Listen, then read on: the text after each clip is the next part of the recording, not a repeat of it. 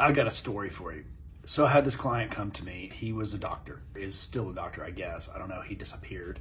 We'll get to that in a minute. He hadn't paid taxes since 2004, and the IRS tracked him down. He came to me and was like, hey, I owe about $2 million in back taxes. I'm like, how is that possible? I was like, well, I got divorced and I never filed tax returns again because I didn't want to pay my ex-wife any more alimony, or I didn't want my child support to increase. Well, not a great reason, but it's what he did. He was a surgeon and he decided that he would play the system. And here's what he did. He went and stayed at Indian reservations.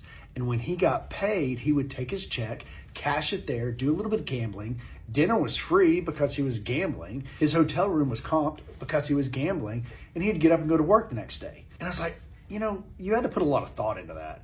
And he's like, yeah, I did. I actually researched it, in that the IRS isn't going to track me down to Indian reservations. I'm like, really? Lo and behold, he decides to come in out of the rain. That means come to me so we can go to the IRS and get this sorted. Well, we're going to the IRS. The IRS says, hey, we're having a meeting this day, this time. I'm like, what? They put him on a different list and like, hey, we're going to go after that guy. So they called him into the office. I wasn't able to go. He was in Texas. I'm in Tennessee. I called a buddy of mine down in San Antonio, Texas, and he went with him to the IRS. He doesn't do that. Instead, he goes, poof, he left the country. I had all these tax returns. He owed me a bill. Long story short, don't try to screw over your ex-wife and your kids by not paying taxes and filing your tax returns. You're creating a bigger problem, because here's what's going to happen. He left the country before the IRS yanked his passport.